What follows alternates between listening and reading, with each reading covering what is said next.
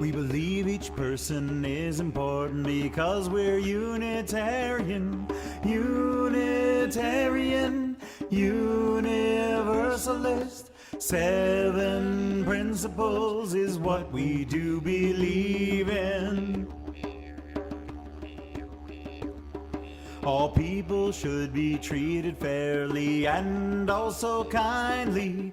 Unitarian, Universalist. 7 principles is what we do believe in. Accepting one another and learning all together. Unitarian, Universalist. 7 principles is what we do believe in. Each person should be free to search for what is true and right in life. Unitarian, Universalist. 7 principles is what we do believe in. All persons should have a vote about what does concern them. Unitarian, Universalist. 7 principles is what we do believe in. We work together for a world that's peaceful, fair, and free now. Unitarian, Universalist. 7 principles is what we do believe in. We care for our planet Earth, a home for all that's living. Unitarian, Universalist. 7 principles is what we do believe in.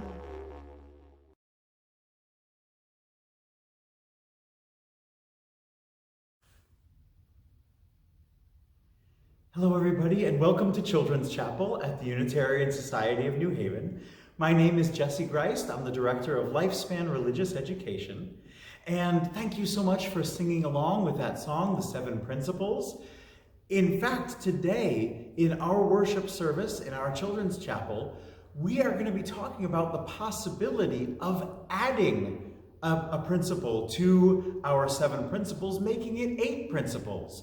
So that song that we just sang together might actually change by the end of this Children's Chapel. But we'll get to that in a little while.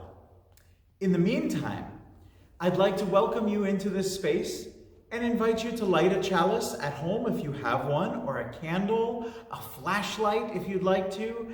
Anything that you think might bring light into your life right now. If you don't have a chalice or a flashlight or a candle, you might even just open the curtains and let the sun shine in from outside. Please light your chalice of your heart and your faith with me as I light our chalice here.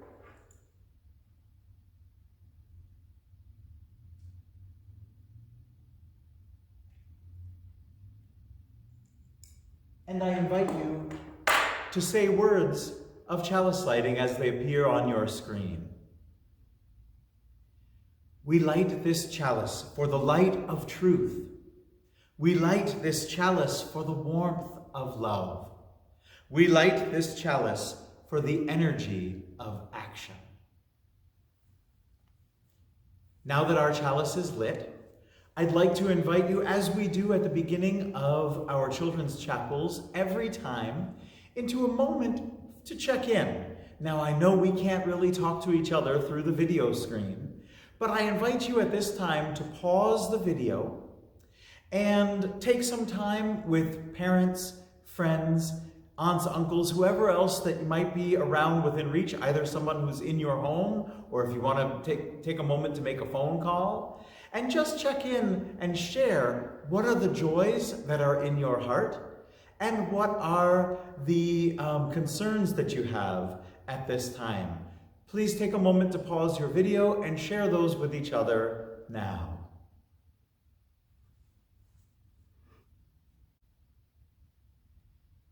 And welcome back. Thank you so much for sharing your joys and your concerns with each other. At this time, we are going to have a story. And the story I'd like to share is a reflection about the eighth principle.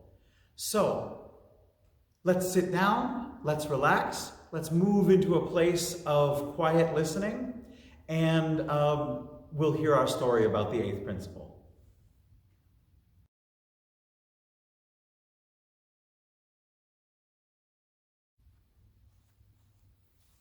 Back in November, just before Thanksgiving, we here at USNH, in a multi-generational service, shared recipes for how to mix the 7 principles into our daily lives. There was first principle bread, second principle soup, 7th principle stuffing, and so on.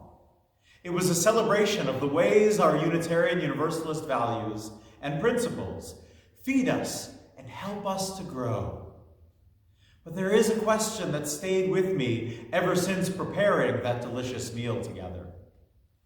What do I do when I cook up a feast for the spirit of my beloved family, and after serving it, after sitting down to eat, I realize that some members of my family are still hungry?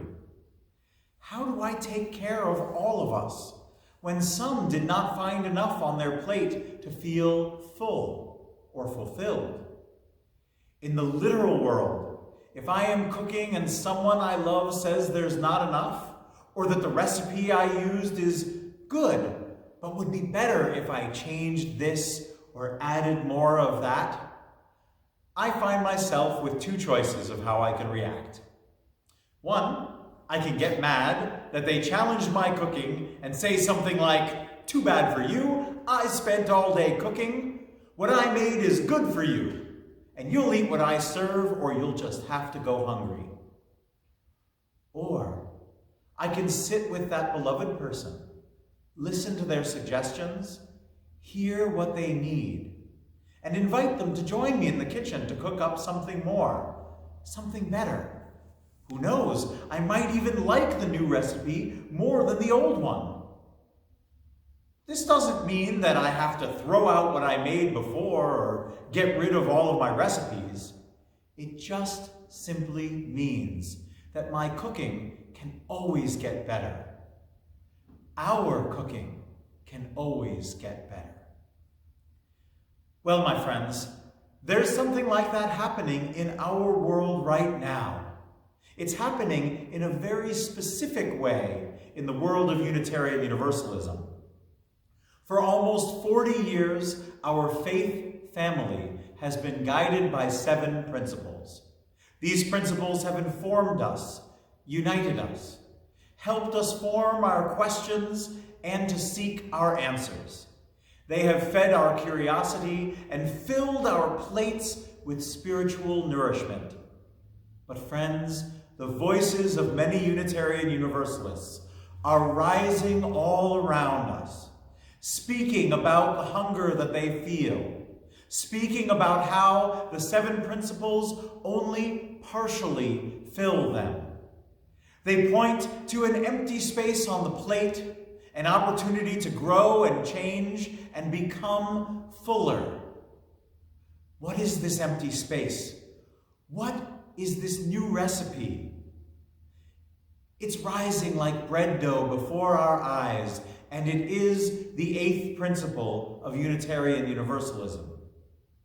The 8th principle is a call to you, to me, and to all of us to intentionally create space for multicultural Black and brown perspectives in our congregations, in our leadership, and all other faith journey elements.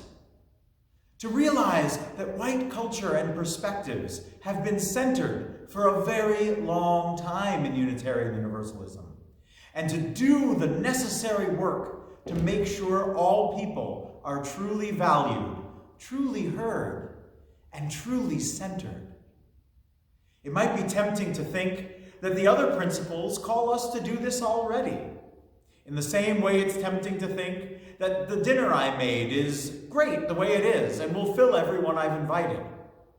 But if someone around the table says to me, I love this dinner, it has so many scrumptious dishes, and it leaves me feeling hungry for more, can we go to the kitchen and make something more together? What can I do? As I said before, I could get mad and think that they're rejecting everything I've done, or I can smile and say, I hear you. Let's get to work. The eighth principle is not a rejection of the other principles. It is not fulfilled by them either. It's the voice of our beloved community saying, let's dig in until we are all full. So I say, let's get cooking and let's eat.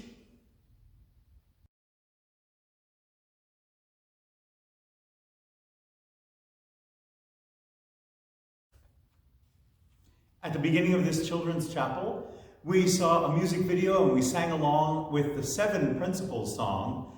Now I want to try something right now, which is to update that song and imagine what the song would sound like if we adopted the 8th principle and we changed the song and updated it for today to be an 8 principle song. This is probably what it would sound like.